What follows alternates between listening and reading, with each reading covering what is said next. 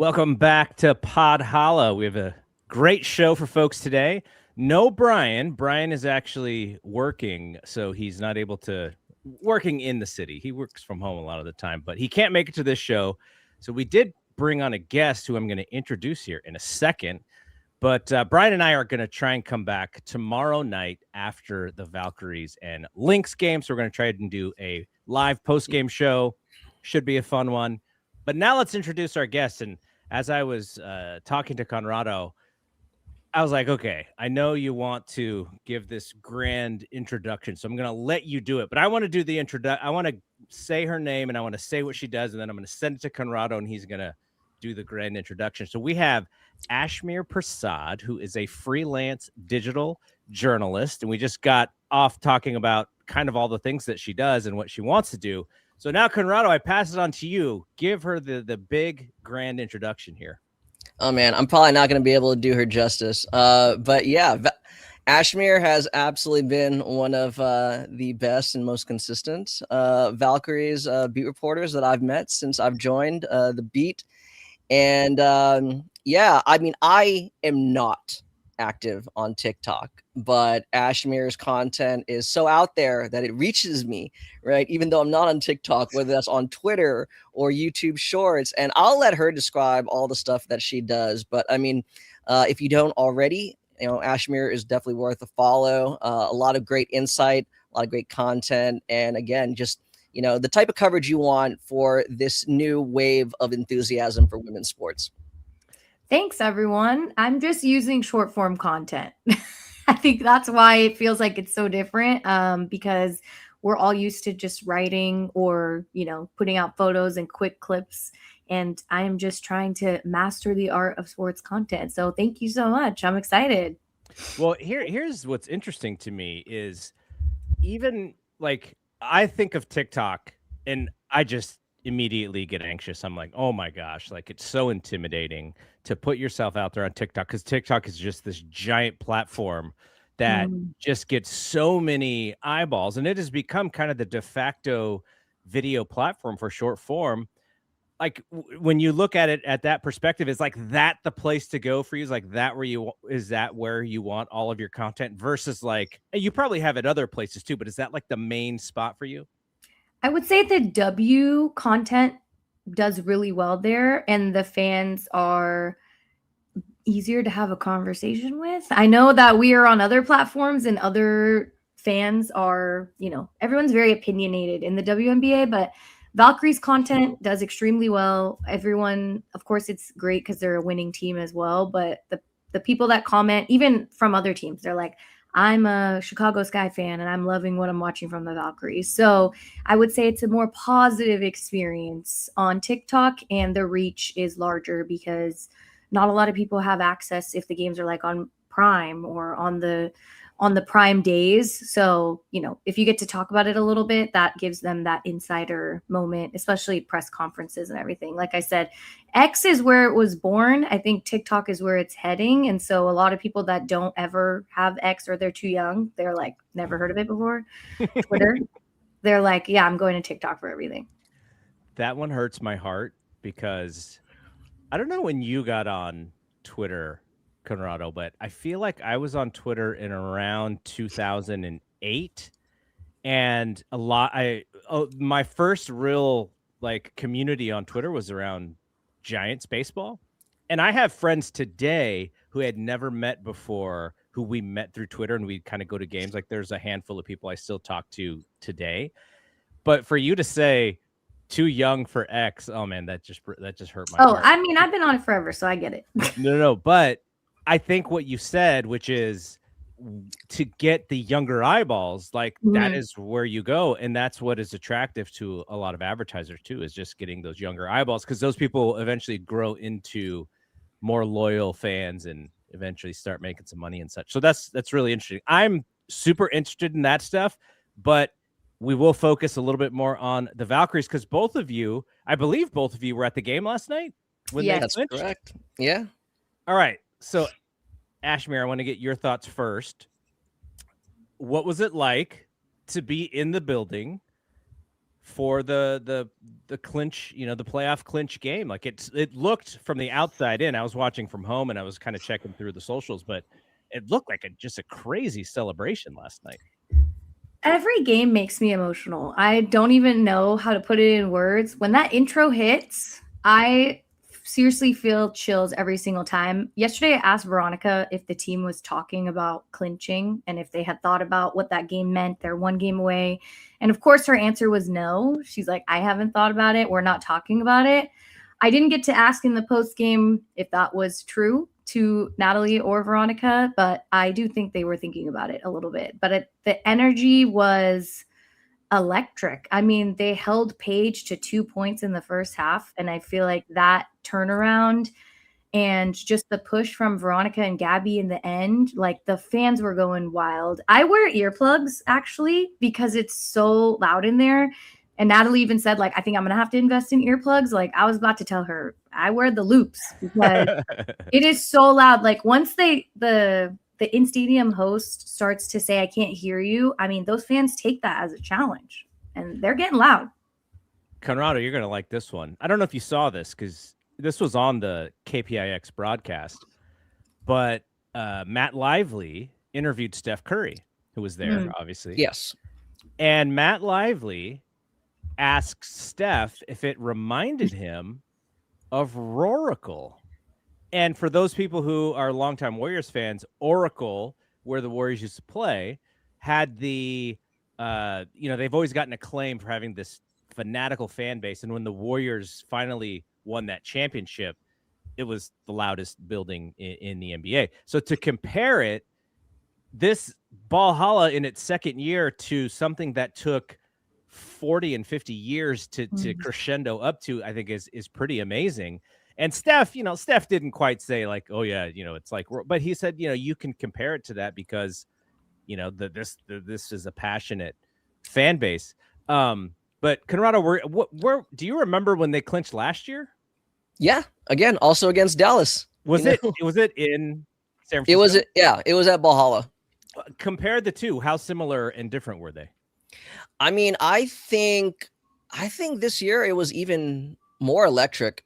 You could make an argument that's recency bias, but I think a lot of people in Media Row would largely agree with that. Like there was just a certain energy because, again, I think last year there was a lot of excitement, a lot of jubilation because, everyone collectively, the players, the coaches, and the fans, they're experiencing this first time together. But let's be real. Like, I'm not saying Veronica lied to Ashmere, but on Sunday, when I had the opportunity to interview Veronica one-on-one, she just kind of acknowledged, like, yeah, like they realize they're about to clinch, right? But then she quickly said, but like she goes, now, not to overlook any team, not to be arrogant, but we have way bigger plans than just simply clinching a playoff spot, right? So I think from the fans, at least, you're just kind of looking out, there is this true sense of belief that this team is special. They have the potential to go really deep in the playoffs, right? I don't want to explicitly say what my revised predictions are now, but and I think even as late as that game finished, because it started later, and there were just a lot of weird like stoppages in the fourth quarter that made the game last longer. But once the game was over, it was, as Ashmere was saying, it's the type of like experience and setting where you don't really feel the need to rush it. Like just let it play out, let it breathe. And it was just a really great, experience to be a part of. So I do want to get to the holding Paige Beckers to 2 points in the first half. I think that was a big part of what I was seeing last night too, Ashmere. But let's. I kind of want to hang out a little bit with the celebration last night because there is something, and maybe this is how I perceive Gabby Williams, but she has so much joy within her and on her face and in her how she plays and in how she talks about this team and how she talks about playing in San Francisco. It feels like 100% like she's just having the time of her life. And I know she's a professional athlete. They have bigger aspirations. But is that Gabby bringing that kind of energy to the team, or is that team enveloping Gabby with their energy and her becoming that? I don't know if either of you have any thoughts about like why it is, but that just hit me last night when I was watching the game. I think it's a little bit of both, because I feel like she touches on how happy she is playing every interview, right? Like whenever you ask, how did this work and this work? She's like, we're just having so much fun together. I didn't think it would be so much fun. She's bringing that up every time. I'm actually going to ask tomorrow, this was my planned question, if Gabby has another level to her like competitiveness or the way that she is playing basketball, because I feel like they keep touching on that they want to go farther. They have things they want to clean up. So like, what does that next level look like to either of them, Veronica and Gabby? And I feel like I'm talking about the duo a lot because they were closing out yesterday. But yeah, I really feel like that is what made, when you watch last season, this team was having fun. Like this team made you want to be there. You wanted to watch Ballhalla. You wanted to just like be around the aura. And then that's what lured her in. She's like, I came here, watch my partner play. And I was like, wait, I want to be on this team. So just from that alone, to bring in one of the top defensive players in the league who also said she wants to win, like, don't forget why she came here. I think that ties in with everything that is Gabby and what makes her successful and love what she's doing right now. You have any thoughts, Conrado? Yeah. No, I mean, some of my colleagues who cover the Seattle Storm, it's not like Gabby didn't get along with her teammates. It's not that she didn't get along with like the coaching staff. But I think a lot of people who cover the team and even fans or people from the outside looking in, you can kind of see like just something wasn't right with that Seattle Storm group, like just the chemistry wasn't quite there. They just weren't quite on the same page. I'm not trying to, suggest it was any one player or player's fault, but like I try to refrain from making too many Warriors comparisons. But like when I see Gabby this season, it reminds me of Jimmy Butler saying, I got my joy back, like it's as Ashmere is saying, like maybe it's because she has like, the Bay Area ties, which she does talk about often. And it's a place that she chose to go. She wasn't traded here, this was completely, in her own like true agency. And so I think there's just like all these factors where you're getting the best out of her because I think she truly feels in a good spot. Obviously these last couple of weeks, she had to kind of deal with the backlash of comments that she made months ago, and I wouldn't say necessarily taken out of context, but the way it's framed, just is I think something that has kind of been a little like hanging over, and she's spoken as much. But despite that, I think that's how tight knit this group is, that she really does feel not only embraced, but to a certain level like protected. I think she does feel very safe around this team. And yeah, I think that's why you're seeing a lot of her just kind of being herself, especially in post games. That is when she's not talking to Kenzo, but poor Kenzo, man, taking a beating. Okay, so today there was a giant announcement. Major, they said. Yes. And Ashmere, you were there, so I want to hear your thoughts. But they announced that next year's WNBA All-Star Game, All-Star Weekend, whatever we're calling it, is going to happen out of San Francisco. I think a lot of us assumed that was coming sooner than later, so it's pretty incredible that it's already going to be here next year. So what was the announcement like, and was there any news other than that coming out of that press conference? I mean, I first want to ask you guys, if the Valkyries were not winning, do you think we would have hosted it next year?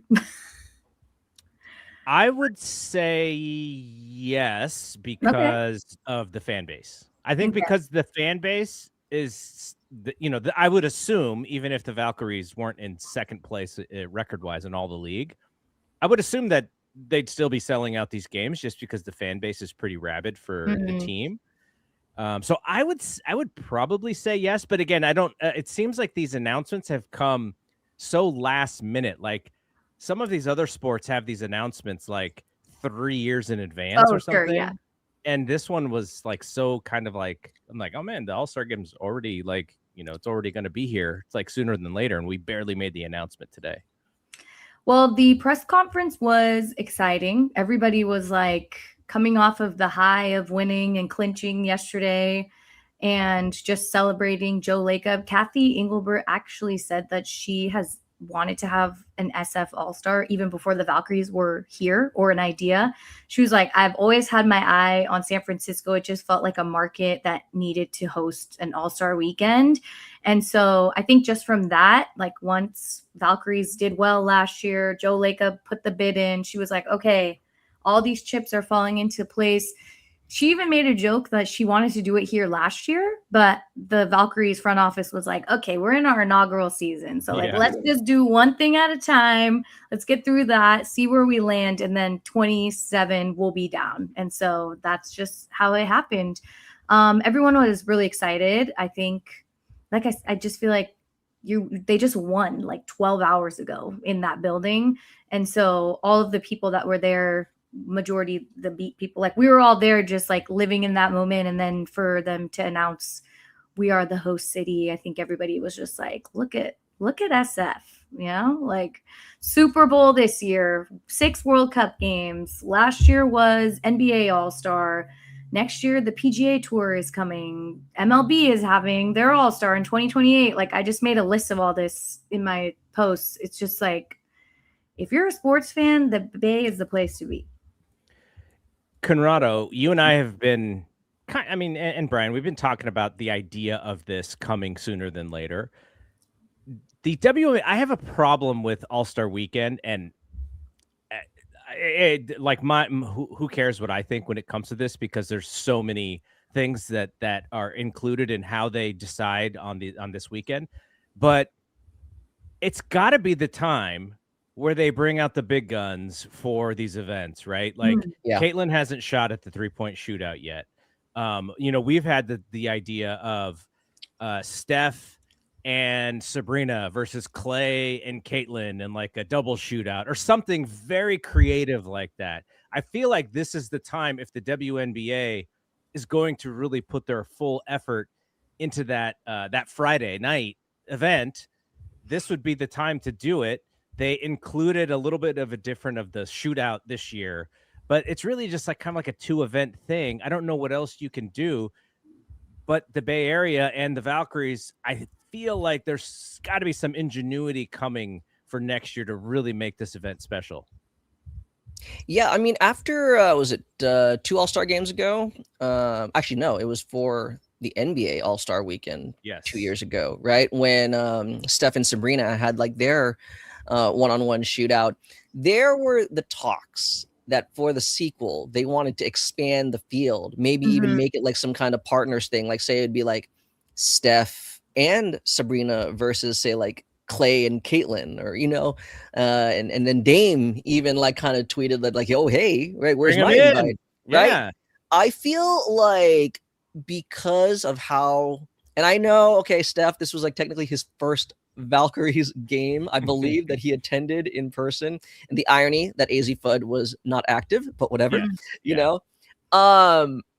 I still just feel that given how supportive he is, like it's the right kind of mix of support from outside the WNBA. And I want to make it clear, I'm not saying that the WNBA can't be celebrated for what it is on its own merits, but as you were saying, right, to kind of really not just bring more attention, but to really just celebrate how these other athletes want to celebrate the WNBA players.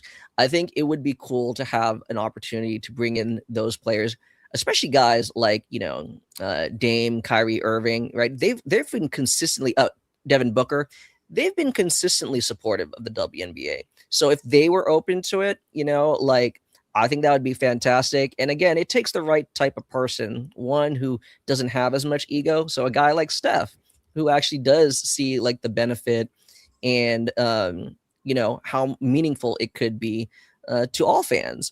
So I would hope yeah, that maybe something like that could happen. I don't know how comprehensive it could get, but I mean, it is Joe Lacob, and we are playing on our home soil, right? So I mean, Yeah. there is the opportunity to at least try to make something like that happen. I feel And like you know, in the you know who's land of 3-pointers, you're right. Like this is the land. They need to do exactly. something in that regard. Yeah. Yeah, the Splash Brothers. I get that. Like this is where they were born. And you know, the other thing, the other person who's going to be like, pick me. The biggest Valk supporter, Pods. Has Pods been out to games as much this year? No. No. Very, very sus. He What's has up with not Pods? been there. Well, maybe he's working on his game. I don't know. I don't know what's up with Pods. We can hope. But yeah, no, Pods has not. But it's been nice to see different warriors come on different games. I mean, last night there was a number of players that came, but throughout the season we've seen Draymond come. Obviously, Yaxel and Leger Jones have come to a number of games.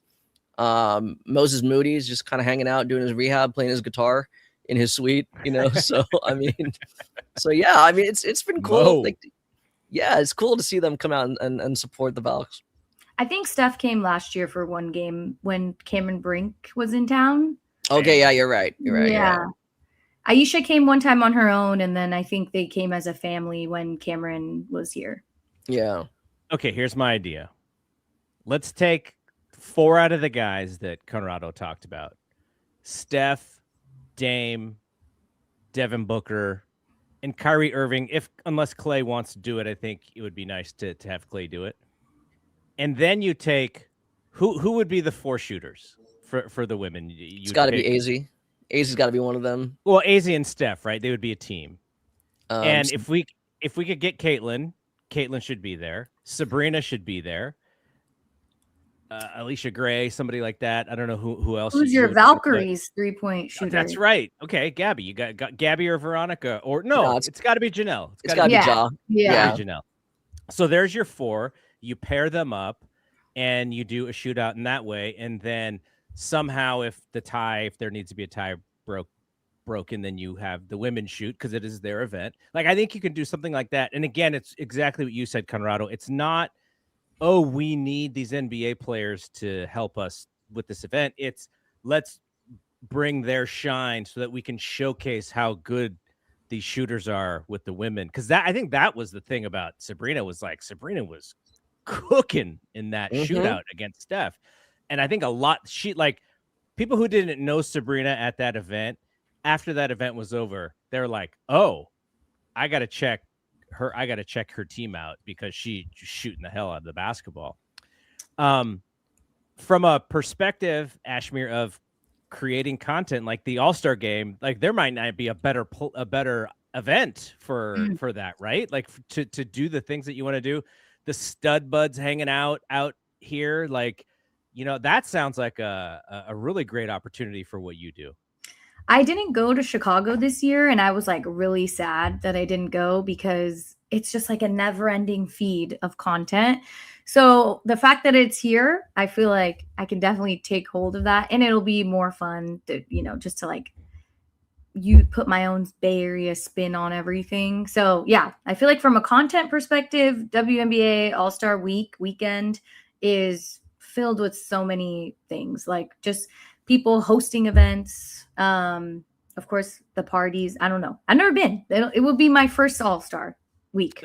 Okay, so I'll put you on the spot.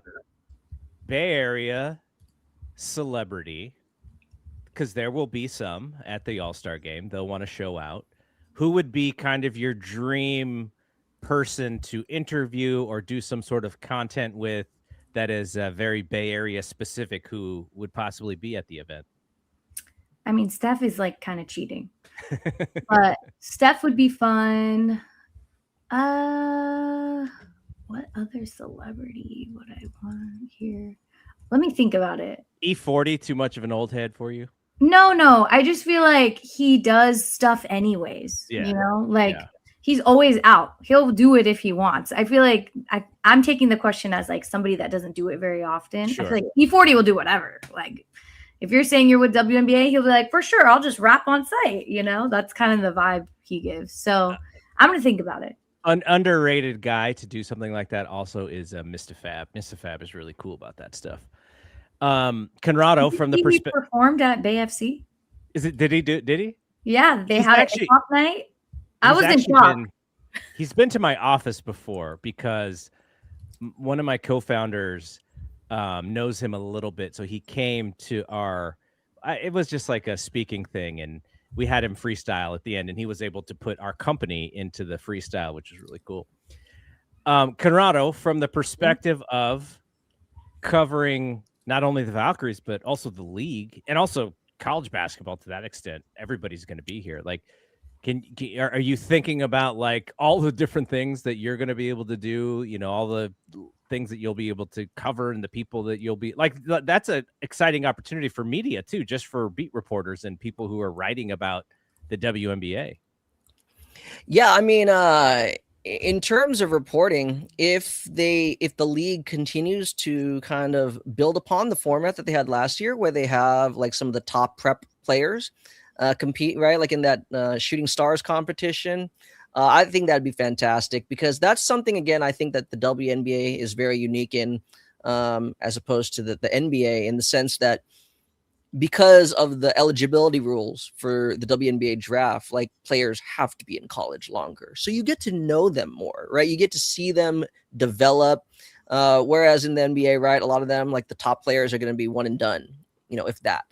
So you don't really get to know who they are until, day one in an NBA jersey. But I think the WNBA is like that. I really enjoyed that aspect. So to be able to operate or have the opportunity to kind of, again, kind of chronicle these young players as they grow into the stars of tomorrow, that'd be cool. Now, having said that, no, I actually do want to cover some of the parties, in the Bay. I've already kind of conceived of some that I may even host. Right? I was about to say, you got to have your own party. Nice. Yeah, so well, that, so that I can get invited to one of these events. Yes. Actually, again, don't want to promise anything, but if all goes well, by this time or by next year's All-Star weekend, perhaps Podhalla will have some kind of live podcast event. That's something I've been trying to talk to with someone who might host us. So Okay. yeah. I'm ready, man. I'm ready. I'll do whatever it takes.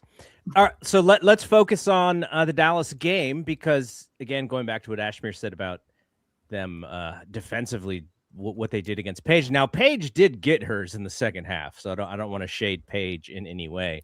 But from the perspective of setting the tone, Dallas had a pretty decent start to the game. Tip hits that near half court shot to put the Valkyries in the lead at the end of the first quarter, which was kind of like, I mean, if you think back, like that's the kill shot of the kill shots right there. It's like, okay, like this thing is going in the opposite direction for Dallas. But Conrado, from the X's and O's standpoint, what did you see the Valkyries do specifically with Paige to make it so hard for her? Like they had a couple rips. They stole the ball from her a couple times. There was like doubles coming from places that she didn't expect them to. I think Gabby is also just like so quick, and there's a couple of swipes where I was like, I didn't even see her hands move. That's how fast it was. But what did you see from that standpoint about how they chose to defend Paige and why it was so successful? Yeah, I mean, they know that Paige likes to get to the middle of the floor. They know that she likes to get to like her little pull-up midi, and they welcomed it, especially Gabby. She did a good job of kind of drawing her a little like below the free throw line.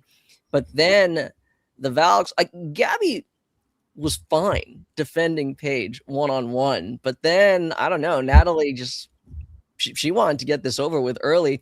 And so she started having KT and Kia blitz Paige, right? And so, I mean, she wasn't getting any clean looks in that first half. And she got some clean passes off.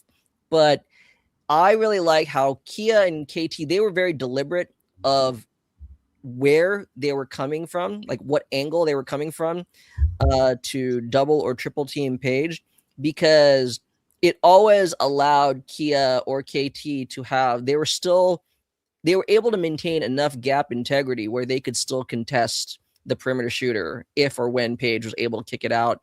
I think Alana Smith got one nice like catch and shoot three from the right wing, but even that was like contested, and so they kind of just stuck to the principles. Once they realized they didn't need to do that, I think they kind of pulled off a little bit of that in the second half. But that's when they kind of just shifted their attention to the inside. And I mean, yeah, Jessica Shepard, it was her first game back from injury, but she was a complete non-factor. Yeah, she didn't really do much. She has not had much success at all against the Valkyries this season. So yeah, it was interesting. I think Natalie was really on point last night. I kind of made that comment in the media room. I feel that she was really good, at least specifically with like her substitution patterns. I think like the timing and being a little bit more proactive, not allowing Dallas to really gain too much momentum. Like they had some spurts there where they were able to string together some possessions, but I think she had a really good pulse on what the team needed to do, who needed to be on the court in order to prevent Dallas from gaining any real advantage. Ashmere, what were some of the other things as you're watching the game, as we look forward to not only this big Minnesota game tomorrow, but also kind of like towards the playoffs where, who are you watching? Who are you looking for on the court to make a difference? Like what are you looking for when you're watching this team? So first of all, I think Paige had 3 or 4 turnovers in the first half, and she had 7 total. So that just goes to show what Gabby was doing. Like she was pestering her. And I think the whole defense was, and that's also how Paige only had 2 points. But I think looking for right now, I feel like Janelle has really changed from the All-Star break. We interviewed her coming back, how was All-Star? And we asked her what she's planning to do for the rest of the season. And she literally said, I need to be better at everything. Like I want to improve in so many ways. Now you see her getting boards. She's rebounding. She is really just like attacking the paint in a different way. And she's taking better shots. I feel like we know Conrad has said it so many times that Ja's 6th woman, no problem. I just think like it's really showing from the first half of the season to the second half of the season. And then, of course, you got to give Caitlin Chen. Like, you need that pump up. She's there. Caitlin Chen's taking these insane layups. She's driving to the hoop. She's taking big 3-pointers. I mean, Caitlin Chen's doing it all. And she's a player who was almost not going to be on the team last year and now is one of the most, like, pivotal pieces, I would say, to the second unit. And so I think Caitlin Chen has just been stellar. What am I looking for in terms of Minnesota? I'm worried. I don't know why. I think the vibes are very high. The only team out of Natalie's 14 rivals we've never beat before. And I don't know what it is. The first matchup they had, Valkyries were playing pretty solid. They had a lead. And then just closing out, too many mistakes, bad passes. They weren't getting their rebounds, right? Just all the things they hate to do in the beginning that they usually make adjustments for, they did in the end. And so obviously they're going to want to try to avoid doing that tomorrow, but Nafisa Collier is back. This is a whole different team. This is a whole different team that we're facing tomorrow. So yeah, I just think there's a lot of things that they would like to change from game 1, but they can figure out in game 2. I do want to. We'll talk about Minnesota in a second, but I had a question for both of you, and Ashmere, we can go first here. So there was a question on our YouTube channel from somebody who was saying, like, the best of these WNBA teams have a big 3, and the Valkyries, you could say that their 2 stars are Veronica and Gabby, but who would, if you wanted to create a big 3 for the Valks, who would be that third person in your mind? Who is the third kind of key cog to what they do in your mind? I think Kia, the way she is in the paint, if it was a 3-on-3 situation, she's getting that ball back to Veronica or Gabby to take a tough shot. I feel like Kia's presence in the post has been amazing. I mean, in the Chicago game, you could tell she wasn't there. So I think I'm going to go with Kia. What do you think, Conrado? So I would probably go. I definitely like the Kia shout. And again, given like how she's been the team's defensive anchor, She's so underrated, I think. yeah, league-wide. like I mean, like because now I've been interviewing a number of like players across the league to get their impressions, and like now you're really seeing what Kia Stokes is truly capable of, right? But I'm actually gonna go with Ja. I think because of what this Valkyries system does, the way Natalie is running this, like, you know, calling this offense, you saw it last night. And that's why I kept tweeting last night. I was like, okay, Dallas, they have some success in the first quarter, right? They went into defensive shell, right? And basically they're going to try to blow up the initial DHO, right? Especially with Kia Stokes. But even when, what is it? They try to go like into their Zoom action with Gabby and Veronica, they kept kind of pushing that shell further and further out. I was like, okay, I want to see them continue to try to do that once Ja comes in. Yep. And I was like, I think she's going to break that shell. And sure enough, she did. Right? Like she's such a mismatch. And now, you know, the other day, this past weekend at practice, you know, like she kind of admits, like, the small ball 5 thing was supposed to kind of be like a one-time thing, right? Kind of like even like a gimmick maybe. At this point, she's like, yeah, I'm a small ball 5. I'm a center. And I think to what Ashmere was saying earlier about Ja is it's now like her ability to play the 5 offensively is now kind of pouring into what she can do defensively. She might not have the biggest, like the gaudiest rebounding totals, but you're seeing her effectively boxing out other front court players. You're seeing her give a little bit of like, you know, weak side protection, you know?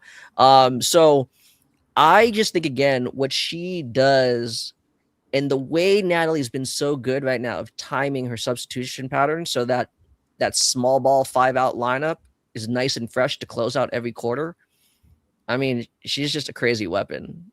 And players around the league will tell you, like, you could come up with ways to defend her shot, but you can't really like defend it, you know? So yeah, I would pick Ja. I almost picked Ja, so I'm glad I didn't. Okay. they have people who seem to be able to step into that third person role every other game, seemingly. So, all right, Conrado, one more thing, and then we'll move ahead to the Minnesota game. One of the lineups that I saw last night featured Tip, Veronica, and Gabby in the game at the same time. And as I was watching that lineup, I was like, oh my gosh, pick your poison, Dallas. Like who's going to cook you on this occasion? And this version of Tip, and I immediately thought to something that you said previously, which is that they have been very careful with her minutes so that they save her for these moments. And if you think about it, you play against Minnesota, Nafisa Collier has been in every big moment that you could possibly have, you know, as a player. You look at Vegas, like almost every player on their team has been in these giant moments. Same with New York. Who is that player for the Valkyries that has been in these, you know, these big game moments? And she might be that person who you actually kind of want to have the rock late in the game when you need a bucket. She's so good at getting to the free throw line. She's so creative. You know, she's got that quick first step, and all she's got to do is like she just steps back, and she's got like 2 Mississippi before she really needs to shoot the ball because they're so afraid of her getting by them. Do you think that they will utilize a lot of those 3 guards together as we get deeper into the season and into the playoffs? I do. Yeah, I do. Yeah. No, I mean, again, and that's actually, well, one, I'm kind of glad you brought up Tip because I was going to say, if you're saying who's that third, you know, that third piece, you could make an argument it's Tip. And by the end of the season, it might not even be debatable anymore. You know, again, if this is the type of like health and production you can get from her, I'm not saying like 20 points every night, but even last night, 10 points, but it was a very impactful 10 points, you know? And with Tip, that was, again, I like when Natalie made an early sub in the third quarter, right? Dallas came out in the second half right? Elevating their shell. So it looked like they're going into man, but then they pull, rather than the shell around the paint, they brought it up towards the nail and around the arc, right? So I was telling a friend of the show, Harrison Rich, right? We were talking about it throughout the game. He's like, how can they beat this? I was like, well, they're going to be vulnerable to a weak side cutter. So what did Natalie do? Right as I tweeted that, she put tip in for Chechi.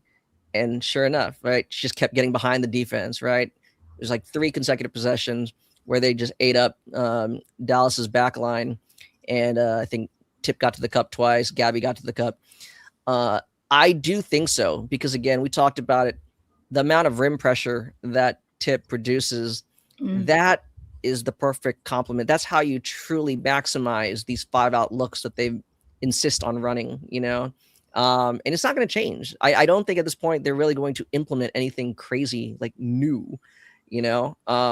So I do. Yeah, I think we're going to see that lineup more, and I think she's going to play heavy minutes come playoff time. Ashmere, how many people turn to Conrado during the game and go, all right, what are they going to do now? Well, it depends on where he's sitting. If he's in the middle of the row, everybody's leaning. I would say like 5 at least. Yeah. Yeah. Well, sometimes it's like unsolicited advice. I'll just like turn to Ashmere, like on the great times where we do get to sit next to each other. I'm like, hey, Ashmere, check this out. Right? Yeah. And then it's like, it's all a collaborative beat room. we had Kevin Dana on one of our last shows, and he just goes, what a great basketball mind Conrado has. And I was like, yep, I 100% agree. Okay, let's move to the Minnesota game now. Ashmere, you talked about how you're kind of scared of the Minnesota game. And it's one of those things where when you have a team that you know that you have to kind of get over that hurdle against. Now, the other team is Vegas, but the Valkyries have beat Vegas in a regular season game before. So Minnesota is like that one. I'm kind of interested in how Ballhalla reacts tomorrow night, especially if Minnesota gets an early jump on the Valkyries. Like, is Ballhalla going to be like creating noise to get their back, or are they going to be like, oh no, this is our worst nightmare about what is happening here? Like, how do you think the crowd is going to treat tomorrow night's game?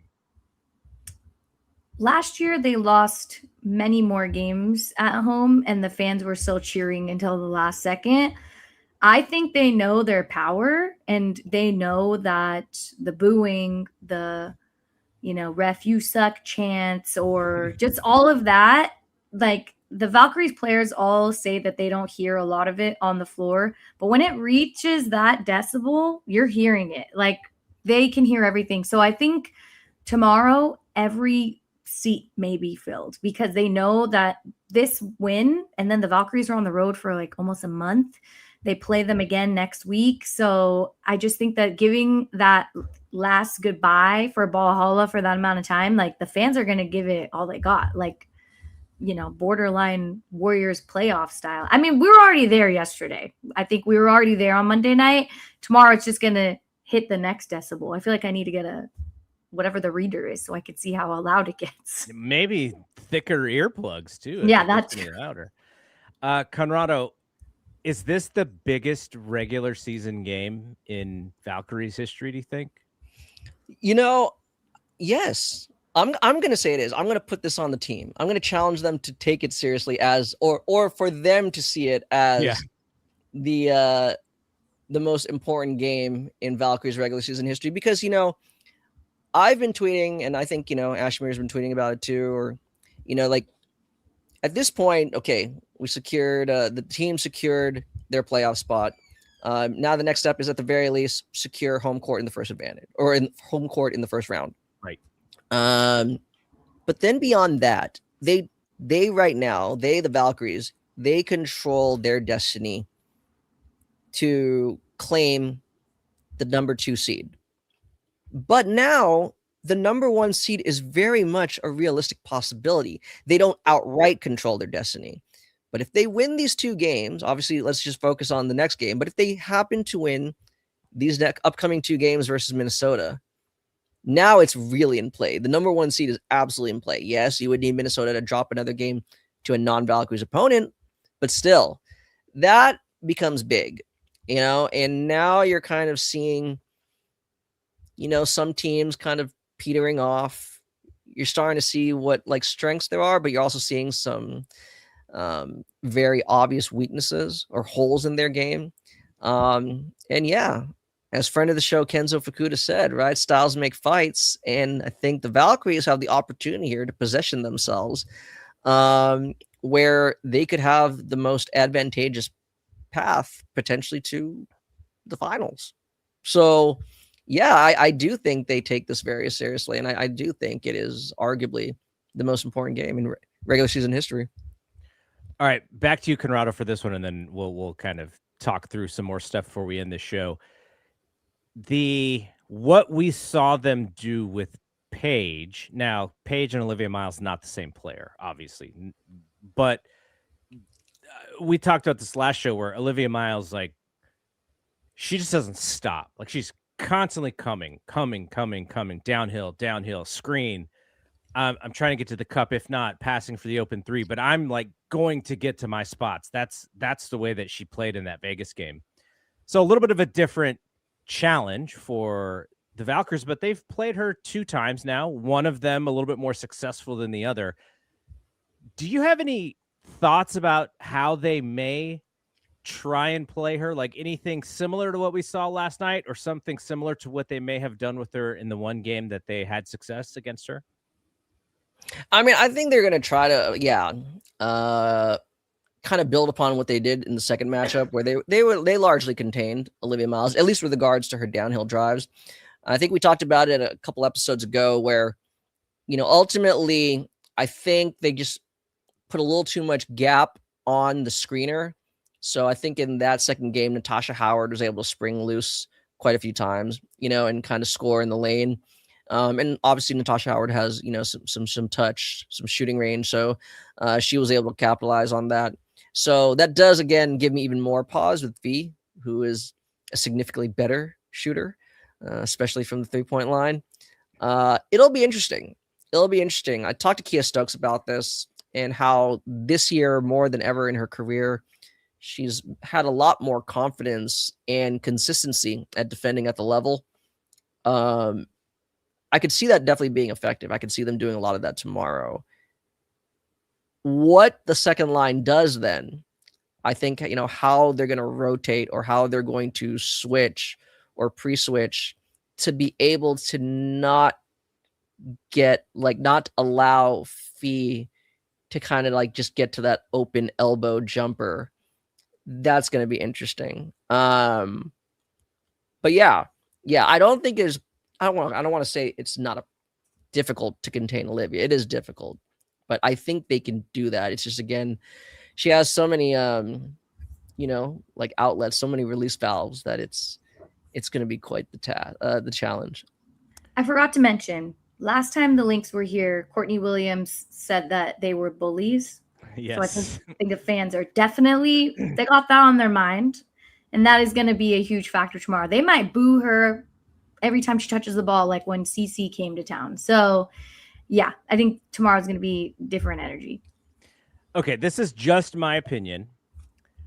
I really think they need to win tomorrow, and not just for the playoff positioning or for the 2 seed, like Conrado was saying. I think it's just belief in concept. Mm-hmm. I think they need to prove to themselves that they could go out and beat the best team in the league with their team as it is today. And they are hot. Minnesota is also hot. So you want to show that, hey, we don't want to have to beat them for the first time in the playoffs. We want to show in the regular season that we can beat them, because then we're going to build on that in the playoffs. And if you're Minnesota, you're just playing keep away. You're like, these guys haven't beat us yet. Like, why would we want them to beat us now? Like, we're just going to keep putting it on them until they can prove it. And so I think it's so important for the Valkyries to win. I don't know if that, this is me from the fan perspective. The coaches probably, I'm sure there's importance in this game, but it's not like a must win. We're playing everyone 35 minutes. I think they're going to play their normal game, but I do think there's an importance here just in the psyche of basketball players. Well, I don't know if y'all make predictions, but if you have a prediction, are you feeling W tomorrow, Ashmere? I want to say yes. I really do. I just think there's something about that fourth quarter closeout where you can see, and Veronica has touched on this a lot. It's just like the extensiveness of this team, like the depth of competition, like how far all these players have actually gone in their careers. And I think in the first half, the Valkyries know how to put a team on lock. They know how to get their scoring in rhythm in the second quarter. And then I just think when it comes to Minnesota, they find your weaknesses in that fourth quarter and take advantage. And that's what happened in the last game. But I see this one being much closer. I think if it is a loss, it's like a 3-point loss, something just like Eric Apricot always says, close enough to hurt.